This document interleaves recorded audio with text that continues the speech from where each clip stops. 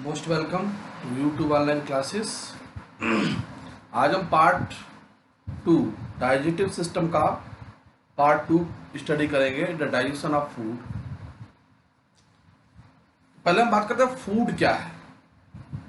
तो फूड वह सब्सटेंस है जो हम जीवित रहने के लिए, लिविंग रहने के लिए या शरीर को एक्टिव रखने के लिए जिन सब्सटेंस मटेरियल का हम यूज करते हैं उसको फूड कहते हैं। बेसिकली जो फूड मटेरियल होता है उसमें कंपोजिशन क्या क्या होता है। तो बेसिकली जो मेजर फूड कंपोनेंट है वो कार्बोहाइड्रेट, फैट और प्रोटीन, जो हमारे ह्यूमन फूड का सबसे इम्पॉर्टेंट कंपोनेंट है, जो कार्बन, हाइड्रोजन और डिफरेंट मॉलिक्यूल से मिलकर बना होता है। इसको हम अपने फूड में डिफरेंट टाइम लेते हैं। फूड क्या खाते हैं, जैसे रोटी, चावल, तो उसमें रोटी में कार्बोहाइड्रेट मिलेगा, चावल से स्टार्च मिलेगा और दाल से हमें प्रोटीन मिलेगी। उसी तरीके से सब्जियों से carbohydrate, minerals, vitamins, fat, protein और दूसरे बहुत सारे सब्सटेंस मिलते हैं। तो फूड मटेरियल देखा जाए कई सारे केमिकल कंपोनेंट मिक्सचर होता है जिसको हम यूज करते हैं और जो बॉडी को हमारी सपोर्ट करता है। तो बॉडी के लिए मेन चाहिए कार्बोहाइड्रेट, चाहिए एनर्जी के लिए, चाहिए प्रोटीन। देखा जाए बिल्डिंग ब्लॉक स्ट्रक्चर्स होता है।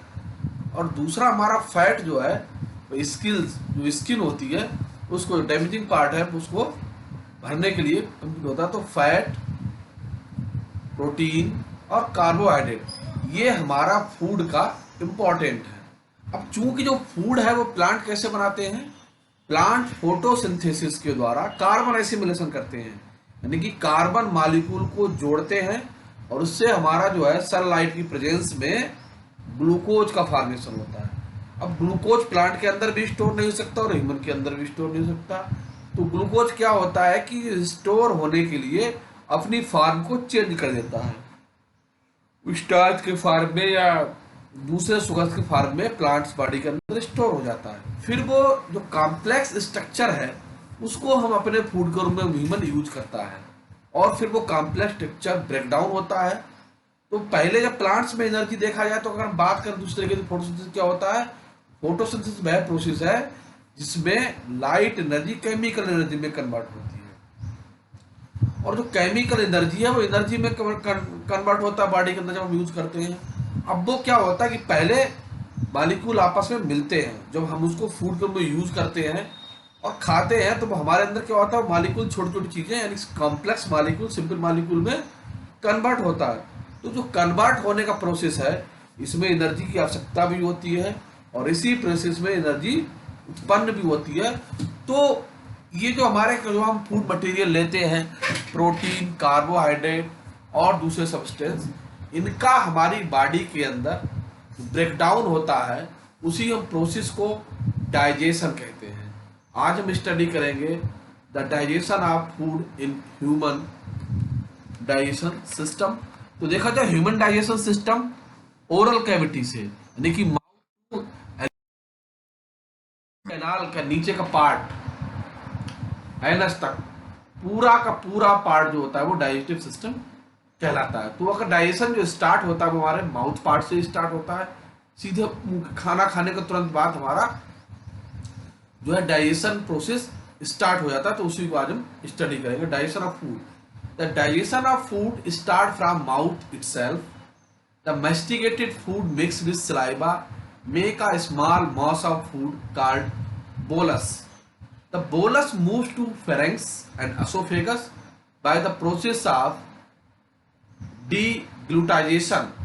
There are the various enzymes that get mixed with food at different part of the alimentary canal and facilitate digestion. तो पहले क्या होगा कि माउथ से ही हमारा जो है डाइजेशन प्रारंभ हो जाता है। माउथ के अंदर क्या होता है कि जो हम फूड मटेरियल लेते हैं तो छोटे छोटे पार्ट में टूटता है, तोड़ा जाता है, दांतों के द्वारा हम काट देते हैं उसको टीथ के द्वारा और फिर उसके अंदर सलाइवा मिक्स करते हैं। तो सलाइवा के अंदर क्या होता है, वाटर होता है, एंटीबायोटिक होते हैं और बहुत सारे एंजाइम्स होते हैं जो उसके अंदर मिक्स हो जाते हैं और मिक्स बनने के बाद जो सब्सटेंस बनता है उसे बोलस बोलते हैं। और बोलस जो है जब हमारा म्यूकस और वो सब मिक्स हो जाता है तो हमारा भोजन जो है वो चिपचिपा लुगदी टाइप का हो जाता है, फिर वो असोफेगस फेरिंग्स के थ्रू असोफेगस में ट्रांसफर हो जाता है, और असोफेगस में प्रोसेस होता है जिसे हम डीग्लूटाइजेशन कहते हैं। तो देखा जाए कि माउथ के अंदर ही हमारा कार्बोहाइड्रेट का जो और फैट का डाइजेशन स्टार्ट हो जाता है।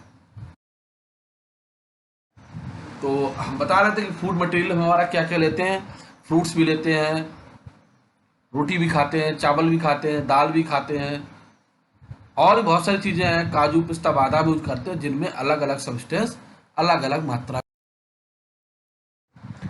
तो जो हम बता रहे थे कि ओरल कैविटी के अंदर डाइजेशन स्टार्ट हो जाता है, तो ओरल कैविटी के बैक साइड में ही स्लेवरी ग्लैंड्स होती हैं, 3 पार्ट में पाई जाती हैं,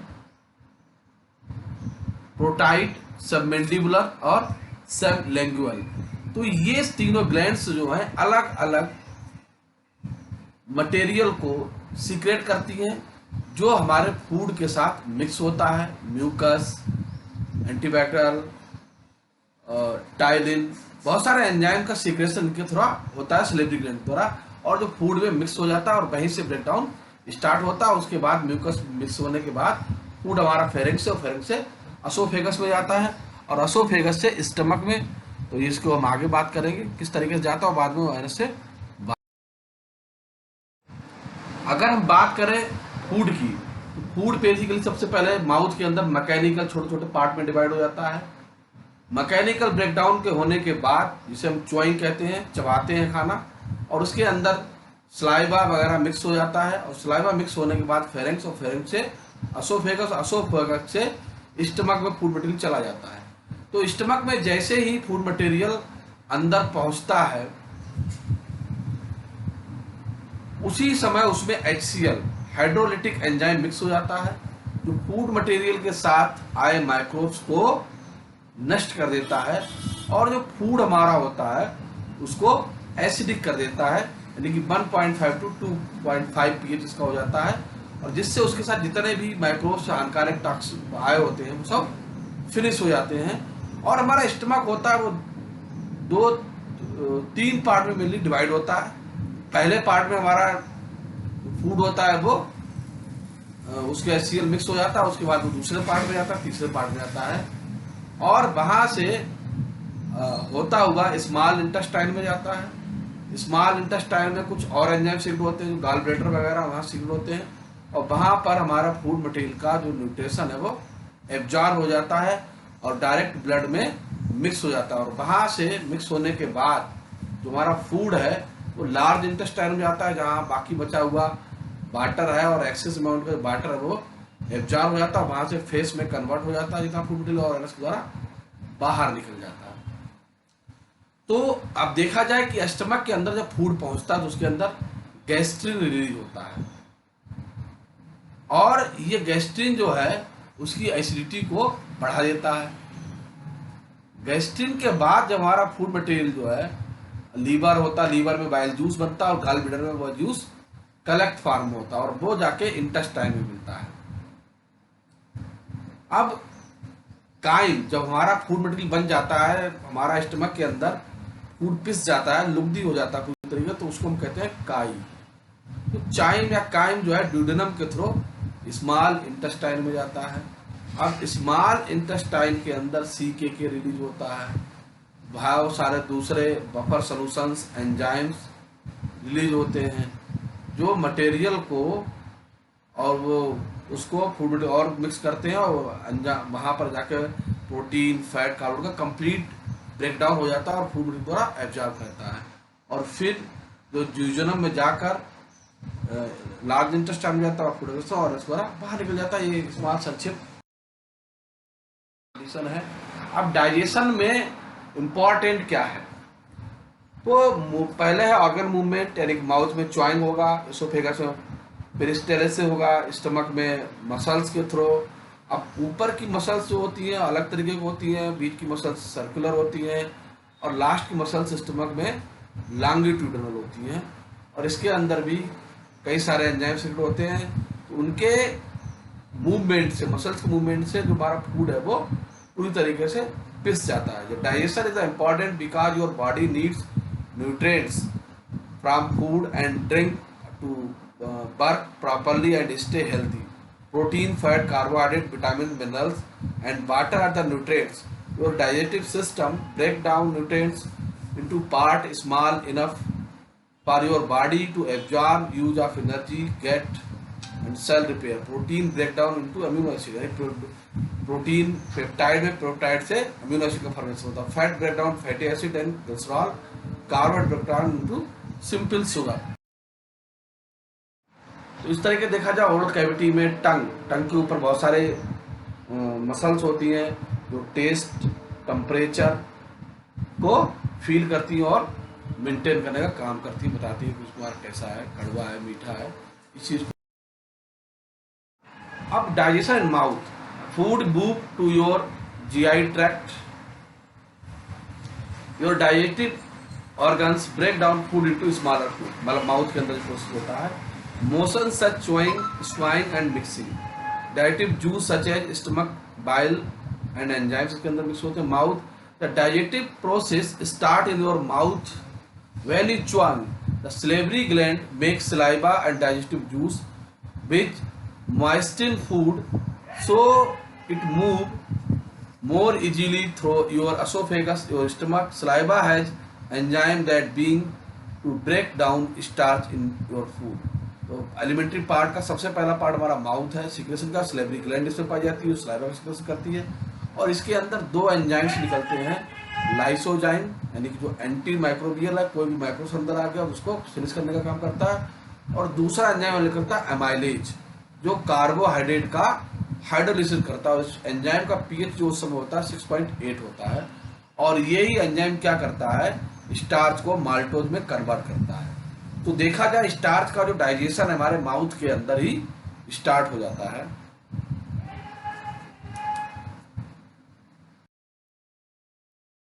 अब एसोफेगस में क्या होता है, जब हमारा माउथ के अंदर फूड हो जाता है तो फेरेक्स के थ्रू जो है वो एसोफेगस में चला जाता है. Oesophagus are tubular organs connecting the mouth to stomach. The chewed and softened food passes through the esophagus after being swallowed. The smooth muscles of esophagus undergo series of wave-like movement. तो उसमें wave like movement होता है. देख सकते हैं किस तरीके से होता है. वेव उठती है और फूड उस वेव मूवमेंट से आगे की ओर मूव करता है. Undergo series of wave like movement called peristalsis. तो जो फूड का वेवलेंथ वेव्स के थ्रू मूवमेंट होता है उसे पेरिस्टाइलिस कहते हैं. That pass to food toward stomach. और फूड हमारे स्टमक में पुश हो जाता है. The peristalsis wave is the unidirectional. It move food from mouth to stomach. Reverse movement is not possible. The peristaltic movement of esophagus is an involuntary reflex taking place in response to act of swallowing. तो देखा जाए कि stomach का जो food होता है unidirectional movement करता है. और इसमें जो क्वेश्चन अगर पूछा जाएगा कि स्टमक का मूवमेंट क्या होता है, तो पेरिस्टाल्टिक मूवमेंट कहलाता है. जो फूड होता है उसके अंदर फूड जो है एसोफेगस से स्टमक के अंदर. अब हमारा जब अंदर पहुंच जाता है फूड स्टमक का तो क्या होता है, secretion of mucus neck cell.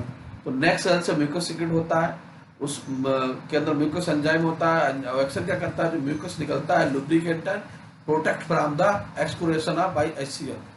और एचसीएल के द्वारा वो लुब्रिकेंट को प्रोटेक्ट करता है और उसके अंदर जो भी चीजें आती है उसको मार देता है. फिर पेप्टिक सेल्स, जो मेन जो सेल्स होती है स्टमक में, सबसे पहले पेप्टिक सेल्स होती है. और पेप्टिक सेल से पेप्सिनोजन एंजाइम सीक्रेट होता है.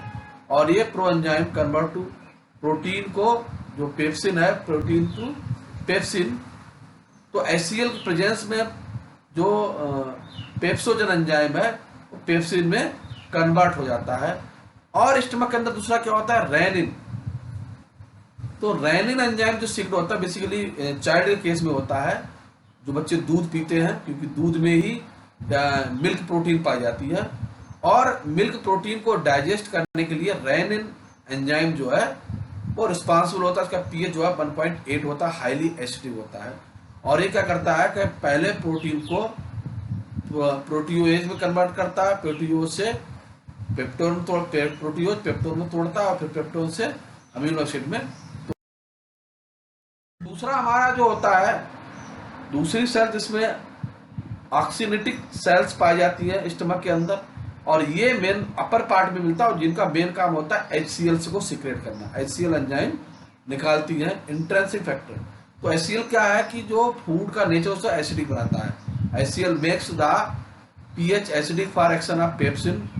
Intrinsic factor is required for the absorption of vitamin 2। और जो ये जो कन्वर्जन होता है ये विटामिन 2 के एब्जॉर्प्शन के लिए रिस्पॉन्सिबल, तो इन्हें हम कहते हैं बिल्ली। और इन बिल्ली के थ्रू एब्जॉर्ब करना कैपिलरी, कैपिलरी से लैक्टेशियल के अंदर ब्लड वेसल्स में शामिल हो जाता है और वहां से सीधे। तो देखा जाए कि स्मॉल इंटेस्टाइन और लार्ज इंटेस्टाइन के पार एक पार्ट होता है ड्यूडेनम टू लार्ज इंटेस्टाइन। तो यहाँ पर इस पार्ट में जो स्मॉल इंटेस्टाइन है पेंक्रियाटिक जूस सीक्रेट होता है। इस पेंक्रियाटिक जूस में क्या होता है, म्यूकस बिस बाइकार्बोनेट्स, यानी कार्बोनेट का तोड़ा जाता है यहाँ पर जो एंजाइम्स होते हैं, मेंटेन एल्केलाइन। और यहाँ पर जो हमारा एसिडिक फूड होता है वो बेसिक नेचर में कन्वर्ट हो जाता है, इसका pH 7.8 हो जाता है। Protect intestinal mucosa from HCl, और इंटेस्टाइनल म्यूकोसा को HCl से प्रोटेक्ट करता है कि अगर HCl अंदर इंटर कर गया तो म्यूकस नष्ट हो जाएगा। तो HCl जो मिक्स होता है उसको रिमूव करता है और वहां पर उसको एसिडिक से बेसिक नेचर में कन्वर्ट करता है। तो इस पार्ट में बेसिकली निम्न एंजाइम का सीक्रेट होते हैं, ट्रप्सिनोजन, काइमोट्रप्सोजन, प्रोकार्बोक्सी पेप्टाइडेज। 3 एंजाइम जो सीक्रेट होते हैं। तो ट्रप्सोनोजन से ट्रप्सिन एंडोकाइनेज एंजाइम निकलता है। तो ये इस भाग में क्या होता है कि protein peptones protease convert to dipeptide. तो यहाँ पर प्रोटीन का कंबशन होता है, ब्रेकडाउन होता है इस पार्ट में प्रोटीन। अब हम उसके बाद क्या होता है, जो पेंक्रियाटिक जूस होता है उसके अंदर दूसरा एंजाइम सीक्रेट होता है एमाइलेज, जो पॉलीसैकेराइड को डाइसैकेराइड में बदलता है। और यहाँ पर मेन एंजाइम और दूसरा एक और होता है लाइपेज एंजाइम, जो फैट को डाई और मोनोडेन्सिटी में कन्वर्ट करता है। दूसरा एंजाइम इसमें निकलता है न्यूक्लिएज, जो न्यूक्लिक एसिड टू न्यूक्लियोटाइड में तोड़ने का काम करता है, ब्रेकडाउन। और बाइल जूस दूसरा निकलता है। तो बाइल जूस क्या है, जूस तो हम नहीं कह सकते, बेसिकली ये एंजाइम्स नहीं है। तो इस वाले पार्ट में एंजाइम ना निकल के और दूसरे केमिकल सब्सटेंस निकलते हैं। बाइल पिगमेंट, यानी जो हमारा देखा जाए जो फेस है उसका कलर येलो होता है, वो बाइल पिगमेंटेशन का कारण होता है। बाइल साल्ट, कोलेस्ट्रॉल, फास्फोलिपिड्स से यहाँ पर मिक्सिंग होते हैं। और emulsification of fat into muscles activated lipase, और यहाँ पर एमल्सिफिकेशन होता है जिससे वो लाइपेज को एक्टिवेट करता है। फिर डाइसैकेराइड्स माल्टोज को ग्लूकोज में कन्वर्ट करता है और डाइपेप्टाइड अमीनो एसिड में कन्वर्ट हो जाता है। तो ये सभी प्रोसेस जो है होते हैं यहाँ पर स्मॉल इंटेस्टाइन में, और उसके बाद ये सब चीजें ब्लड में शामिल हो जाती है। और उसके बाद इंटेस्टाइन दूसरा निकलता है इंटेस्टाइनल जूस, लाइपेज कहते हैं। अभी देख सकते हैं न्यूक्लियोसाइड तो शुगर सोर्स बेस में ब्रेकडाउन।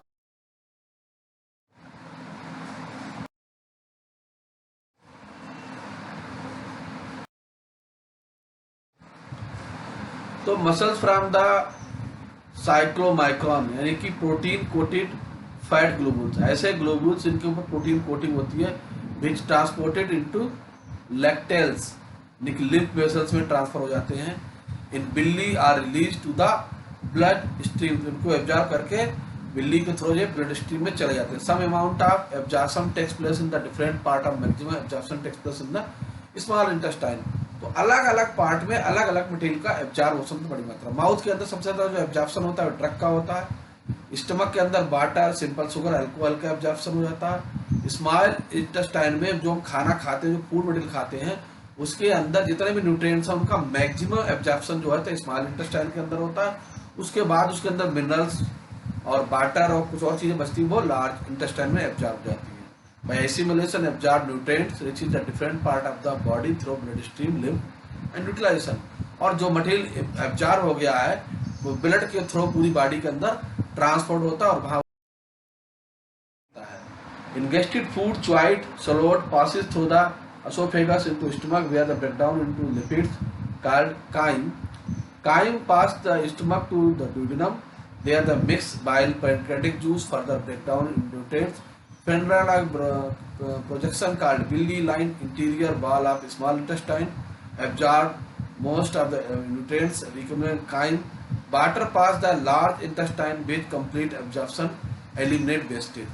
और ये सब पूरा प्रोसेस होना है, यानी कि खाएंगे, च्वाइंग होगा, काइम बनेगा, स्टमक में जाएगा, स्टमक से ड्यूडेनम, लार्ज स्मॉल इंटेस्टाइन से लार्ज इंटेस्टाइन, और वहाँ एब्जॉर्प्शन के बाद इसको एलिमिनेट कर जाएगा, पास थ्रू कर दिया जाएगा। तो देखा जाए लार्ज इंटेस्टाइन में क्या होता है, लार्ज इंटेस्टाइन में कॉम्पैक्ट रिक्वायर्ड वेस्ट इनटू, तो हमारा जो वेस्टेज जो होता है उसका वाटर जो उसके अंदर होता है उसका एब्जॉर्ब करके उसको सॉलिड कन्वर्ट कर देते हैं। तो देखा जाए कि जो बाइल होती है, bile that the line the बाल ऑफ स्मॉल इंटेस्टाइन, तो स्मॉल इंटेस्टाइन की बाल्स पर ये फिंगर लाइक प्रोजेक्शंस पाए जाते हैं। इनके अंदर ब्लड कैपिलरीज पाई जाती है, capillaries of the circulatory system and lacteals of the lymphatic system like contain the capillary beds as well as lymphatic vessels called lacteals. तो उसके अंदर एक ब्लड सेल्स होती है, यानी कि एक नेटवर्क जो होता है वो ब्लड सेल्स का, ब्लड सर्कल वेन्स का होता है, दूसरा लिम्फोसाइट सिस्टम चल रहा होता है, वहाँ दोनों एब्जॉर्ब हो जाते हैं। The absorb nutrients enter the blood streams through the capillary beds, और ब्लड कैपिलरी बेड के द्वारा जो सीधे डायरेक्ट ब्लड के अंदर मिक्स हो जाता है, direct to liver via the hepatic vein for the processing, और हेपेटिक पोर्टल वेन और वहाँ जाके अंदर ये लंग्स में जाके हो जाता है। और जो लार्ज इंटेस्टाइन में होने के बाद जो हमारा मटेरियल सॉलिड वेस्ट में कन्वर्ट होता है फेस कहते हैं। It contain to move through the descending the sigmoid colon, और बाद में सिग्मोइड कॉलम भी ट्रांसफर होता है।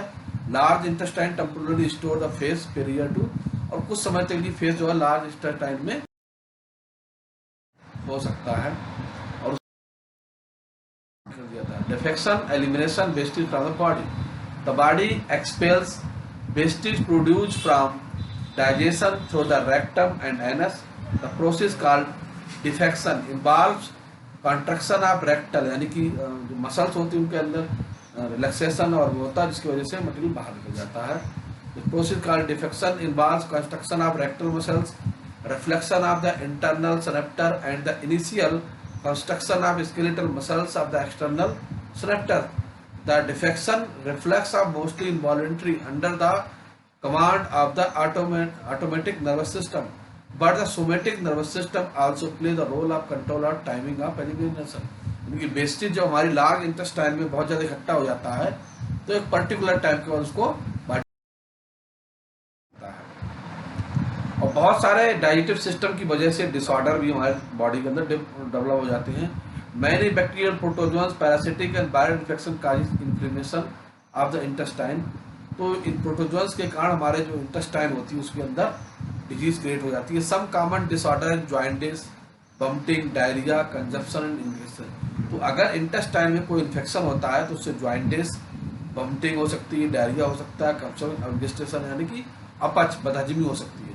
The disease due to this malnutrition are very common in the developing and developing country, यानी बहुत सारे कंट्री में मल न्यूट्रिशन यानी गंदा फूड मटेरियल खाने से चीज़ें डेवलप होती हैं। Protein energy malnutrition PM causes marasmus kwashiorkor infant the children. तो जो प्रोटीन जिन फूड मटेरियल ज़्यादा नहीं होती बच्चे उसमें वहाँ पर क्वासरकोर और मैरम्स नाम की डिजीज डेवलप हो जाती है। Marasmus it is the due to the deficiency of protein and calories intake, यानी फूड मटेरियल के अंदर प्रोटीन और कम कैलोरी का होने के कारण उत्पन्न होती है।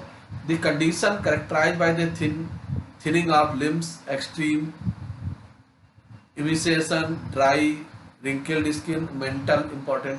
तो जिसके अंदर ये कमी होती है उसकी जो त्वचा होती है वो रूखी हो जाती है, ड्राई हो जाती है, और स्क्रीन जो है रिंकल्स पड़ जाते हैं, और मेंटल भी पूरी तरीके से डेवलप नहीं होता। Kwashiorkor it's a deficiency of protein, तो ये भी डिफिशियंसी प्रोटीन के कारण होती है। The wasting of muscles but some fat still present under the skin, condition characterised by the swelling, extensive oedema of body part. तो बॉडी के अंदर क्या होता है, फैट डेवलप हो जाता है और बॉडी फूल जाती है और एक्स्ट्रा मात्रा में, जिससे लोग फूले बहुत मोटे दिखाई